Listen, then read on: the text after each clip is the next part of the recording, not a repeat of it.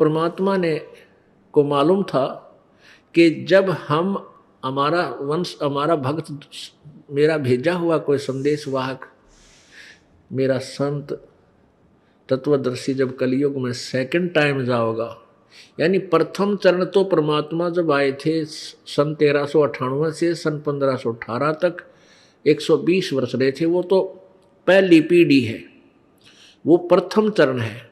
और उस प्रथम चरण में जब भगवान आए थे, जब वाणी लिखवाई थी, कहते हैं 33 अरब ज्ञान हम भाख्या और मूल ज्ञान गुप्त ही राख्या।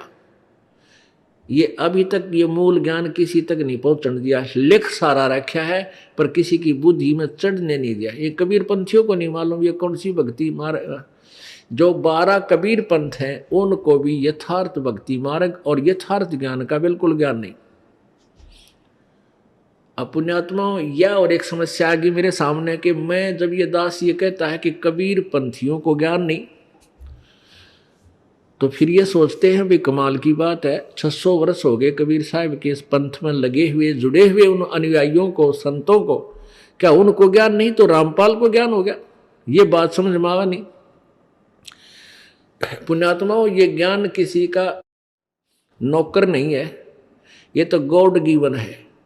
सतगुर नाल वडियाइयां जिन चाहे तिन दे, परमेश्वर के हाथ में वडियाई है, उसके हाथ में है ये महिमा, जिसको चाहे उसको दे दे।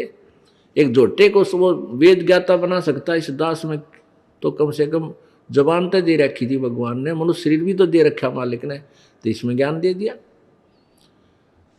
तो कहने का भाव यह है कि ये बात कहना कि कबीर पंथ में किसी के पास ज्ञान नहीं है और वो पंथ सब काल तक सीमित है, तो ये भी एक सिर फुड़वाने वाली बात है। सब नाराज हो जाए, कबीर पंथी भी लाठी ठाले, अकले भाई सब कबीर पंथियों को ऐसा कह रहा। दास नहीं कह रहा, कबीर परमात्मा कह रहे।